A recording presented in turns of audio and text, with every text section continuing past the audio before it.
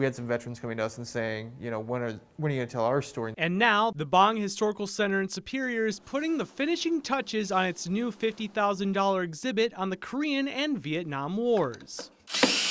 With parts now starting from the floor and going to the ceiling, bringing each one to life. We've got a lot of vets, you know, that have been here. They keep asking us, you know, when's it going to open, when's it going to open, because they're getting excited to see what it's going to be. Like volunteers Clint Matson and Ryan Jost. This is neat. Beautiful.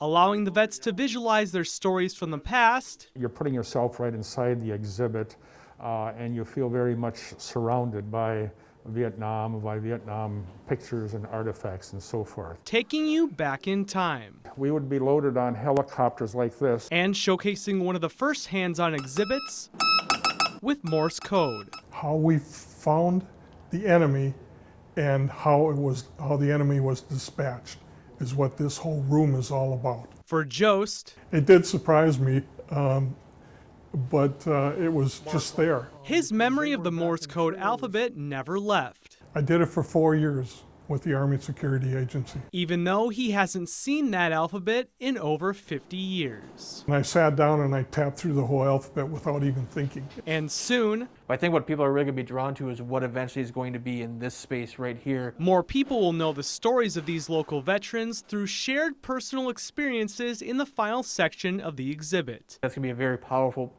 portion of this exhibit for a lot of people to see. In Superior, Reese Lindquist, Fox 21 Local News. When you're homeless, you start feeling invisible. People will turn their heads or they'll look down. They don't want to see you because if they see you, then they have to acknowledge that there's a problem. Back in October of 2020, advocates pitched their tents outside of the Duluth City Hall to bring a call to action about homelessness in the area. And current Duluth City Council President Renee Van Nett brought out the idea of yurts. But even months later, it's still in the early phases. As in fire codes and like all of those details right now. But the yurts are inexpensive compared to a new affordable housing building. And for some members of the homeless community, when you've been homeless long term, it's really hard to just go from that into an apartment with all the responsibilities and all the people around you. The yurt may be more feasible. It's a home. It's not a tent.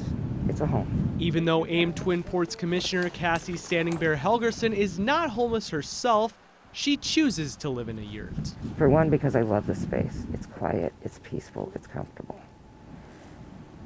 More importantly, at this point, I wanted to live in here to prove that it's a viable housing option.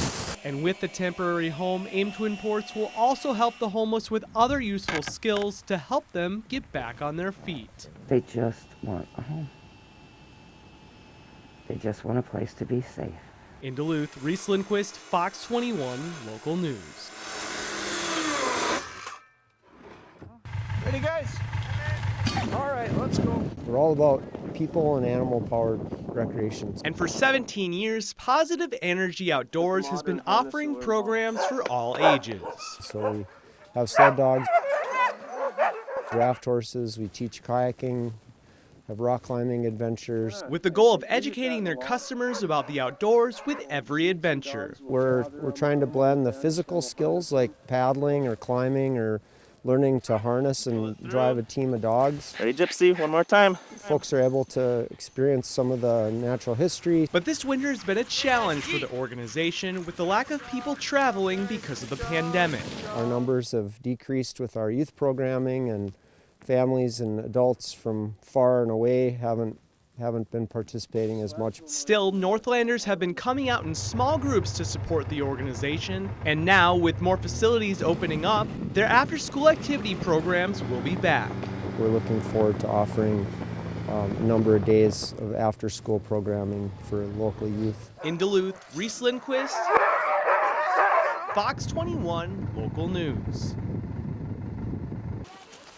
All right, we're almost set. Second graders at Laura MacArthur Elementary got the chance to take their brand new skis out Thursday morning.